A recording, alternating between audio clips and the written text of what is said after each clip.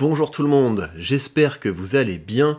Alors, je vous avais dit que un de mes objectifs en 2023, c'était de devenir meilleur en rhétorique, et une manière dont je vais faire ça, et je voudrais vous emmener avec moi là-dedans, c'est que je voudrais prendre une bonne habitude, et cette bonne habitude, ce serait de lire régulièrement des articles scientifiques sur la persuasion. Et je pense qu'on va élargir aussi à l'argumentation, à la conviction, enfin à tout un tas de choses qui sont connexes à la science rhétorique. Et j'ai donc sélectionné un article pour vous aujourd'hui, et on va le parcourir ensemble. Et l'objectif évidemment, c'est que au fur et à mesure de la lecture, on cherche à en tirer des idées, on cherche à en tirer des sources d'inspiration pour pouvoir créer de meilleurs discours, pour pouvoir faire du meilleur contenu. Alors je vais vous montrer l'article que j'ai sélectionné pour ce premier épisode. C'est un article qui s'appelle Persuasion Empirical Evidence. Comment est-ce que je l'ai trouvé? Je l'ai trouvé d'abord simplement en tapant persuasion dans Google Scholar, et ensuite ce que je fais, c'est que je regarde le nombre de citations. C'est la première chose qui me permet de sélectionner un article. Le nombre de citations, évidemment, c'est pas parfait comme critère. Ça vous garantit pas qu'un article est de bonne qualité, et de façon générale, vous pouvez avoir une stratégie de publication au sein de la science. Et en général, quand vous faites des méta-études, vous avez plus de chances d'être cité parce que voilà, ça permet de confirmer beaucoup de choses quand vous avez été capable de faire une bonne méta-étude, donc c'est facile à lire et à citer pour les autres personnes. Et puis comme quand vous faites une méta-étude, vous citez plein d'autres personnes, c'est un peu comme si vous envoyiez un POC aux autres pour dire regarde je t'ai cité, etc. Donc ça marche mieux. Mais voilà, mais c'est mieux que rien. Un article qui a été cité beaucoup, ça dit quand même quelque chose de son sérieux. Ce que je regarde également, c'est les auteurs. Et donc là, vous avez deux auteurs. Vous avez Stefano Della Vigna, qui est professeur d'économie à l'université de Californie de Berkeley. Donc c'est quelqu'un qui a déjà une belle carrière derrière lui. Et l'autre, c'est Matthew Gentzkow. On l'embrasse, donc qui lui aussi est un économiste américain. Il a eu une médaille, enfin voilà, donc ce sont des gens qui sont a priori sérieux. Et là vous allez me dire oui, mais c'est un argument d'autorité et que sais-je. Non, quand vous avez un poste à l'université, que vous avez un certain nombre de publications, etc., ça dit aussi quelque chose de votre qualité à faire de bonnes productions. Même s'il peut y avoir effectivement dans les universités un peu de cooptation, ce genre de choses. On n'arrive pas à un poste de professeur à l'université en étant un rigolo. Donc encore une fois, hein, ce sont des critères qui permettent de se dire est-ce que ça vaut la peine de lire cet article, et la réputation des auteurs en est un. Et finalement, évidemment, ce qui est important, c'est la revue dans laquelle c'est publié. Et ce qu'il faut regarder, évidemment, c'est si la revue dans laquelle le journal est publié, c'est une revue à comité de lecture. Donc ça veut dire qu'il y a des gens qui sont là pour regarder si les articles qui ont été publiés dedans sont rigoureux. Mais évidemment, on pourrait aller beaucoup plus loin, on pourrait regarder les systèmes de notation des revues, etc. C'est des choses qu'on pourra faire ensemble si ça vous intéresse. En tout cas, aujourd'hui, j'ai mis mon dévolu sur cet article, et je vous propose qu'on se plonge dedans. Avant ça, je vous rappelle que j'ai deux ressources pour vous si vous prenez au sérieux votre formation rhétorique. Vous avez sous la description de cette vidéo le lien vers mon canal Telegram, et mon canal Telegram, je l'ai changé en forum où vous pouvez me poser des questions sur la rhétorique et sur la création de contenu, et je sélectionne régulièrement des questions et j'y réponds sous forme de messages audio. Donc c'est un très bon complément à ce qu'on fait sur les chaînes YouTube pour pouvoir progresser. Et sinon, vous avez mon cercle des orateurs, et mon cercle des orateurs, c'est une leçon de rhétorique que j'envoie par email tous les mois. Alors, ceci étant posé, on va se plonger dans l'article. Oui, juste ne me demandez pas de vous envoyer les PDF des articles. Ce sont en général des articles qu'il faut payer pour obtenir, mais je connais un mec qui connaît un mec qui connaît un mec qui sait qu'il y a parfois des méthodes qui existent pour pouvoir obtenir ces articles d'autres manières. Et peut-être qu'un mec qui connaît un mec qui connaît un mec pourrait dire à ceux qui le cherchent dans les commentaires sur quel genre de site on peut les obtenir. Moi je ne sais pas du tout, mais voilà, et de toute façon je ne vous ai rien dit. Alors en quoi consiste cet article? Dans cet article, les auteurs ont fait une revue de la littérature. Ils n'ont pas fait exactement une méta-étude si vous voulez, parce que une méta-étude sur les effets de la persuasion, ça veut dire que sur chacun des points, ils sont capables de vous dire il y a tel pourcentage d'articles qui ont confirmé l'hypothèse, il y a tel autre pourcentage d'articles qui ont infirmé l'hypothèse, et donc comme ça vous donne une idée un petit peu solide de savoir si les hypothèses tendent vers la véracité ou pas. Là c'est quelque chose de plus qualitatif. Ils ont pris un certain nombre de questions, ils ont fait une revue de la littérature, ils essayent de dire de quel côté ça penche, et c'est quand même plus qualitatif que quantitatif le retour qu'ils nous font. Mais en tout cas, pour commencer notre parcours, c'est pas trop mal. Le problème qu'ils ont assez rapidement, c'est que les études sur la persuasion, c'est pas du tout quelque chose qui est standardisé. Vous avez plein de manières de tester des choses, parce que Rendez-vous compte ce qu'on essaie de tester. On essaie de voir dans quelle mesure un discours peut changer les comportements des gens. Il y a tellement de paramètres. Combien de messages, quelle est la forme du message, à combien de personnes on s'adresse, dans quel contexte, enfin il y a plein de choses qu'il faut prendre en compte, donc c'est très difficile de randomiser les choses. Ce qu'ils ont essayé de faire en tout cas, c'est de se concentrer sur des études qui permettent vraiment d'évaluer l'efficacité de la persuasion. Et comment est-ce qu'on peut évaluer l'efficacité de la persuasion? Il faut qu'il y ait un groupe contrôle. Ça veut dire qu'il faut que vous ayez un groupe de 100 personnes qui sont exposées à un message, vous avez un groupe de 100 personnes qui ne sont pas exposées à un message, et à la fin, on regarde le pourcentage de chaque groupe qui a changé son comportement. Et donc c'est comme ça qu'on peut avoir un petit peu une idée de si le message est efficace. Et l'autre chose, c'est qu'il faut aussi comparer ça avec ce que les gens feraient naturellement. Parce que, regardez, imaginez, vous envoyez des tracts aux gens pour les inciter à aller voter, et vous voyez à la fin que, je sais pas moi, il y a 60% de la population qui est allée voter, vous pouvez rien en tirer, parce qu'il faudrait comparer par rapport à ce que font les gens habituellement. Il faut avoir une idée de quel est le comportement de base des gens, et l'effet de la persuasion, c'est la différence entre le comportement classique et le comportement qui aurait été induit par l'exposition au message, vous voyez? Donc autant que possible, ils ont essayé de rassembler des études qui étudient la persuasion de façon un petit peu rigoureuse. L'autre chose qu'ils font dans leur article, c'est qu'ils se sont intéressés à 4 types de personnes, donc si vous voulez, à 4 types d'écosystèmes de la persuasion. Ils ont étudié le groupe des consommateurs, donc les gens à qui on veut vendre un produit, donc on veut les persuader d'acheter. Ils ont étudié les voteurs, enfin les voteurs, les électeurs, donc les gens qu'on veut convaincre de voter pour telle ou telle personne. Ils ont étudié les donateurs, donc les gens qu'on veut convaincre de donner à une œuvre de charité, et ils ont également étudié le monde de la finance, donc les investisseurs. Donc ça, si vous voulez, c'est toutes les choses du type à quel point le discours du PDG d'une entreprise qui est en train de rapporter les résultats financiers a un impact sur les décisions d'achat des investisseurs, ou alors à quel point les recommandations des analystes, vous savez, quand vous allez sur un site comme Zone Bourse, etc., vous allez avoir pour chaque action, pour chaque entreprise, un certain nombre d'analystes qui disent bah moi je suis en train d'acheter ces entreprises, d'autres qui disent moi je suis en train de la conserver, d'autres qui disent moi je suis en train de la vendre, et la question c'est à quel point les recommandations de ces analystes persuadent les investisseurs d'acheter ou de vendre. Et donc ce qu'ils ont fait, c'est qu'au sein de chaque groupe, donc les électeurs, les consommateurs, les donateurs et les investisseurs, ils étudient au fur et à mesure de l'article un certain nombre d'études qui ont analysé différents types de messages, différents types de circonstances pour voir qu'est-ce qui est de mesure à persuader. Et j'aime bien la manière dont ils définissent la persuasion dans cet article. Ils définissent la persuasion comme un changement de comportement. Vous savez, hein, j'aime bien faire cette différence entre convaincre et persuader. Convaincre, c'est changer l'opinion. Donc voilà, vous pouvez évaluer l'opinion de quelqu'un en lui demandant sur une échelle de 1 à 10 à quel point êtes-vous convaincu d'eux. Mais le monde de l'opinion, c'est un monde un petit peu différent du comportement. Ce qui est important, c'est est-ce que les gens passent à l'action. Et donc c'est vraiment à ça qu'ils s'intéressent, la persuasion, comme un message qui permet d'induire un changement de comportement. Outre le fait qu'ils analysent les effets de la persuasion sur ces 4 groupes, ils se posent dans cet article 4 questions.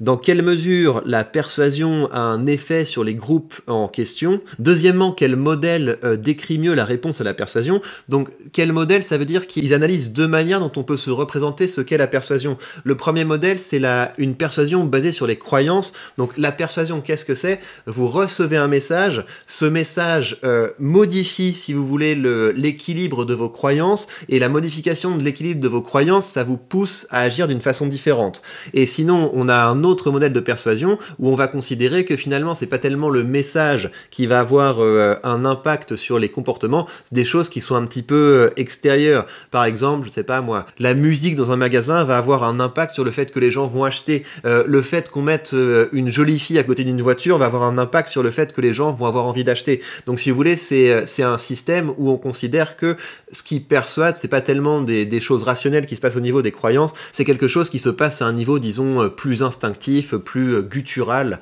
Voilà, c'est comme ça que je représente la persuasion. Pour moi, la persuasion, c'est vraiment quelque chose qui tape à un autre niveau que celui de l'intellect. C'est quelque chose qui tape vraiment au niveau du système de prise de décision. Donc on est sur quelque chose qui est plus émotionnel. Et donc ça va être intéressant de voir, selon eux, quel modèle est le plus précis. Ensuite, ils se demandent quelles sont les incitations des persuadeurs et quelles sont les limites de leur capacité à distordre la communication. Ça, c'est toutes les questions autour de est-ce qu'on a intérêt à être précis quand on partage une information? Est-ce que ça va avoir un impact sur notre crédibilité? Ou au contraire, est-ce qu'on a intérêt à être le plus efficace possible en s'en fichant un petit peu de si ce qu'on partage est vrai ou non, et dans quelle mesure il y a en quelque sorte une résistance du réel. Est-ce qu'on peut dire absolument n'importe quoi, ou est-ce qu'il y a certains écosystèmes où les croyances préalables du public vont faire que si on dit n'importe quoi, ça aura pas du tout d'effet. Finalement, il se pose plutôt des questions d'économistes, des questions d'équilibre, d'écosystème, etc. Ça, c'est des choses autour de comment est-ce qu'on encadre les processus de persuasion pour qu'il y ait une augmentation du bien-être d'une population. C'est des choses du type, on imagine un écosystème où il y a des Nutri-Score sur les produits versus un écosystème où il n'y a pas de Nutri-Score sur les produits. Dans quelle mesure ça a un impact sur la communication des entreprises qui vendent leurs produits? Dans quelle mesure ça va avoir un impact sur les décisions d'achat des consommateurs et donc finalement sur leur bien-être? Donc là, vous avez un petit peu un panorama de ce qui se passe dans cet article, et maintenant on va regarder section par section des choses que j'ai sélectionnées et qui me semblent intéressantes. Alors, on attaque la section sur la persuasion auprès des consommateurs. Ce qui est un petit peu dommage dans cette section, c'est qu'ils se sont pas intéressés au contenu, ils se sont seulement intéressés plus à des choses du type la quantité de pubs auxquelles les gens sont exposés. Faudra qu'on cherche des choses sur un petit peu plus qualitatif, sur est-ce que telle formulation du message est plus efficace que telle autre formulation de message, parce que ça on peut vraiment l'utiliser. Moi, ce que j'ai trouvé le plus intéressant dans cette section, c'est que en fait, la persuasion a plus d'impact chez les consommateurs qui sont pas réguliers. En gros, c'est assez basique ce que ça signifie, mais c'est que les consommateurs réguliers, bah voilà, ils sont déjà convaincus, ils n'ont pas besoin qu'on leur dise d'acheter. Par contre, si vous augmentez le nombre de pubs auxquels sont exposés des consommateurs qui n'achètent pas de façon fréquente, apparemment c'est efficace. Une des manières dont ils ont testé ça, c'est dans cette étude où ils ont modifié le nombre de catalogues que recevaient des gens par courrier, et c'était des catalogues donc de mode pour un vendeur d'habits, et ils ont vu que ça a augmenté effectivement le nombre d'achats, ça a augmenté de 5% les achats chez les consommateurs qui achetaient de façon régulière, mais de 14% les achats chez les consommateurs qui consommaient de façon plus irrégulière. Il y a peut-être un effet de nouveauté, ou alors une autre manière de le dire, c'est que on s'habitue à la pub, et c'est comme tout en fait, au bout d'un moment ça a moins d'effet parce qu'on y est habitué. Donc en fait la conclusion, si vous créez du contenu, c'est que ça va être intéressant de toucher avec votre message de nouveaux publics. Les gens qui vous connaissent déjà et que vous avez déjà persuadé, vous n'allez pas pouvoir les pousser à faire tellement plus. Par contre, si vous touchez un nouveau public, là votre persuasion aura plus d'impact. Et je pense qu'une des manières dont on touche des nouveaux publics, moi ce que j'aime bien faire de temps en temps, c'est aller dans des domaines qui sont tout à fait différents, parler de sujets dont j'ai pas l'habitude de parler, etc. Ça permet de renouveler l'intérêt des personnes qui me suivent, et ça permet aussi de toucher d'autres types de publics. C'est une invitation, je pense, à aller là où on nous attend pas. Alors, au niveau de la persuasion auprès des électeurs, il y a deux choses que j'ai trouvées intéressantes, des résultats qui sont assez récurrents. La première, c'est que la propagande électorale, donc la communication politique, etc., ça a à peu près aucun effet pour changer l'opinion des gens. Les gens cherchent des informations qui vont avoir tendance à confirmer leur position, donc c'est le biais de confirmation, et donc ça sert pas à grand chose d'essayer de persuader les gens de l'autre camp, et je pense que c'est aussi pour ça qu'on a de plus en plus de succès des candidats qui sont populistes, parce que tant qu'à faire, quitte à parler seulement aux gens qui nous écoute, autant y aller à fond, autant faire aucune concession au camp adverse, et c'est pour ça que si vous avez un discours qui est bien radical et bien binaire, vous allez avoir peut-être plus de soutien. Une manière plus positive de dire les choses, c'est qu'une fois que vous avez compris que vous n'avez pas tellement d'espoir de faire changer l'opinion des gens, vous pouvez décider d'être la personne, parmi toutes les personnes qui vont confirmer l'opinion des gens, être la personne qu'ils vont écouter. Donc pour moi, ça c'est une invitation à publier régulièrement, parce que en fait, la plus grande compétition, elle est pas pour aller récupérer des gens qui ont une autre opinion, elle est au sein du groupe des gens avec la même opinion. Et vous savez, en fait, ça a du sens, c'est pour ça que les querelles fratricides sont si importantes. On voit beaucoup ça sur Twitch, vous voyez, où vous avez souvent des conflits entre les influenceurs de la même famille politique, parce que c'est là qu'il y a le plus de parts de marché à prendre. Les gens consomment du contenu qui va dans leur sens, et la question donc, c'est quelle personne va leur donner ce contenu qui va dans leur sens. Donc pour moi, ça veut dire que vous devez essayer essayez de publier régulièrement et vous devez être la personne que les gens ont envie d'écouter au sein de votre domaine, au sein de votre thématique, au sein de votre famille de pensée. Il y a un autre truc qui est intéressant, ce qui peut avoir un impact très important par contre, c'est si vous êtes endorsé, je sais pas comment on dit en français, si vous êtes disons validé par une personne de l'autre camp. Là ça va avoir un effet très impressionnant. Ils ont eu des effets comme ça où par exemple un journal traditionnellement républicain va d'un coup dire du bien d'une personnalité démocrate ou vice versa. Ça c'est un effet très important en termes d'intention de vote et en termes de sympathie. Ça c'est quelque chose que j'ai vu aussi. C'est, vous savez, sur cette chaîne à un moment j'ai fait un drama productif avec Danny Caligula. Et en fait c'est bien passé parce que on a bien rigolé, je le trouve plutôt sympa. Et dans la foulée des échanges qu'on a eu avec lui, il y a pas mal de gens qui n'étaient pas du tout mon public qui ont commencé à me laisser des messages plutôt sympas. Donc si vous êtes capable de faire un feat avec une personne, disons, de l'autre camp, d'une autre sensibilité, etc., ça peut avoir un impact très important pour le coup. Donc c'est le côté un petit peu positif en fait. Il y a beaucoup de choses à gagner à essayer de nouer des relations avec des personnes dites d'un autre camp. C'est assez concret. Hein. Si vous pouvez trouver une manière de créer un format un petit peu sympathique avec une personne qui est d'une autre sensibilité que vous, ça va avoir un impact positif parce que là pour le coup ça peut vraiment augmenter votre impact. Alors si on en vient à la persuasion dans le domaine de la charité, il y a trois choses qui sont intéressantes. Il y a une importance des contacts en fait, du contact humain. Quand une personne vient vous pitcher une cause, etc., c'est très difficile de refuser. Il y a quelque chose qui se passe ici qui fait que ça marche bien. L'autre chose qui est intéressante, c'est que quand vous avez ils ont fait une étude sur le don du sang et ils ont vu que si vous proposez aux gens une petite somme d'argent pour qu'ils donnent leur sang, vous réduisez le nombre de gens qui ont envie de donner leur sang parce que en fait la motivation à faire quelque chose de charitable, c'est pas une motivation qui est extérieure. C'est pas tu vas le faire parce que tu vas avoir une récompense, on le fait pour une motivation qui est intrinsèque, on le fait parce qu'on pense que ça aide les gens. Donc c'est assez intéressant de le savoir, vous allez pas augmenter le nombre de gens qui viennent si vous les payez pour qu'ils fassent quelque chose de bien, ça fait perdre un petit peu son sens à la démarche.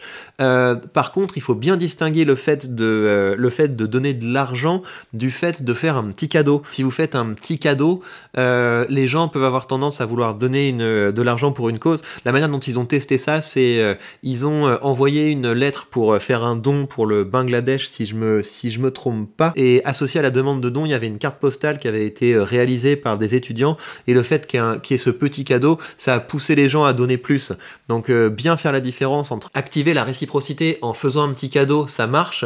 Par contre, dans le domaine de la charité, dire aux gens qu'on va leur donner une récompense financière, ça n'a pas de sens et ça fait perdre son effet. Alors, au niveau de la persuasion chez les investisseurs, donc il y a un effet sur les achats d'actions quand autour des moments où les entreprises présentent leurs bénéfices. Les entreprises présentent leurs bénéfices, ça va avoir un impact très fort sur le nombre d'actions qui vont être achetées et vendues. Donc ça veut dire qu'il y a un vrai impact de persuasion en fait, parce qu'il y a un message qui arrive et ça déclenche des comportements. Ce qu'ils disent aussi, et je trouve que c'est intéressant, c'est que ça a beaucoup plus d'effet sur les investisseurs particuliers que sur les investisseurs institutionnels. Comme si, et ça c'est quelque chose, on va en discuter, mais c'est moins vous vous y connaissez dans le domaine et plus les informations que vous recevez peuvent avoir un impact sur votre comportement.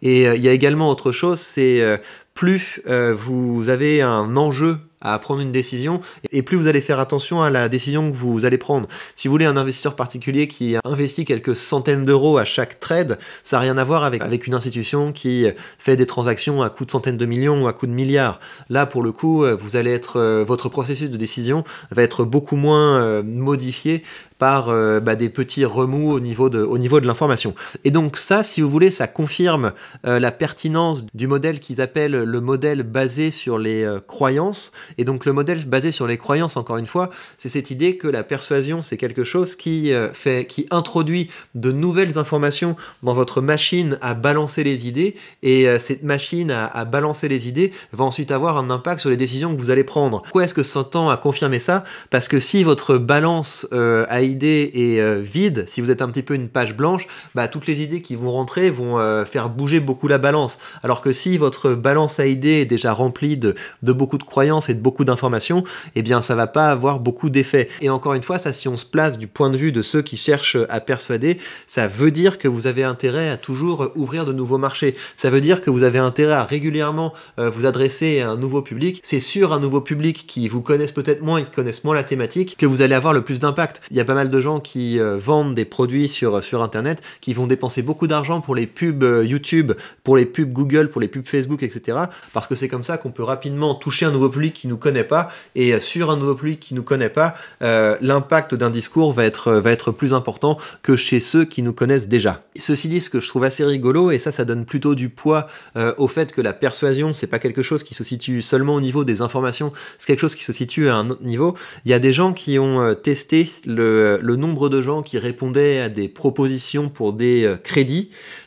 Et ce qu'ils ont fait, c'est que ils se sont rendus compte que ce qui allait avoir un vrai impact sur la décision des gens, c'était par exemple si vous mettez une photo d'une très jolie femme, ça a un impact aussi important que si vous proposiez une offre 2% plus intéressante. Donc là, ça veut dire qu'il y a vraiment un impact dans la persuasion de facteurs qui sont extérieurs à la simple information. Finalement, il y a beaucoup d'autres choses dont on pourrait discuter autour de cet article, mais je pense qu'on va bientôt conclure pour que ça dure pas trop longtemps. J'avais trouvé ça intéressant. Il y a des gens qui ont fait une étude du rapport entre le type de recommandations que font des analystes financiers et l'avancement de leur carrière. Et ils ont vu que les analystes qui sont dans le top 10 des optimistes, donc qu'est-ce que ça veut dire être dans le top 10 des optimistes? Ça veut dire que très régulièrement, vous allez dire « Ouais, moi je pense que Microsoft, ça va prendre beaucoup l'année prochaine, donc ma recommandation c'est l'achat. Je pense que telle nouvelle entreprise, ça a des super perspectives, donc je me positionne en mode achat. » Donc ça, c'est les gens qui sont optimistes. Et ben le top 10 des analystes les plus optimistes, ce sont les gens qui progressent le plus dans leur carrière. Et ce qui est intéressant dans ces études, c'est qu'ils ont comparé le facteur de l'optimisme, à quel point vos prédictions sont optimistes, à la précision. C'est pas la précision, c'est plutôt la véracité en fait. Est-ce que vos prédictions se sont avérées justes? Et en fait, le fait que les prédictions soient optimistes, c'est beaucoup mieux pour la carrière des analystes que le fait qu'ils se plantent moins souvent. Et là, ce qui est intéressant, si on se place du point de vue de l'écosystème de la persuasion, on pourrait se dire, bah, en tant que personne qui prend la parole en public, ça pourrait être intéressant de dénoncer ça, de se positionner en disant, regardez, la plupart des analystes ont un conflit d'intérêts, ils vous font des recommandations suroptimistes aux dépens de la précision de ces recommandations.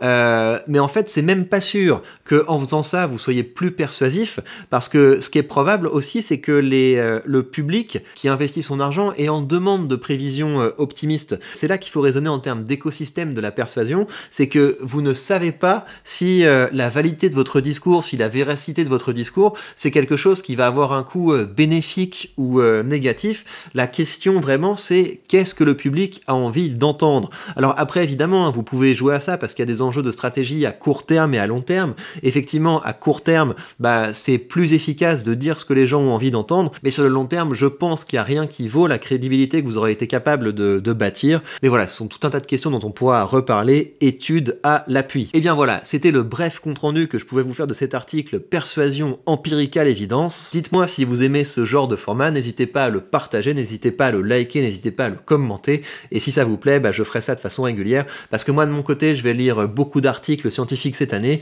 et je pense que ça peut être sympa que je vous emmène avec moi dans ce processus qui vise de faire de nous des gens toujours plus cultivés, toujours mieux informés et toujours plus compétents.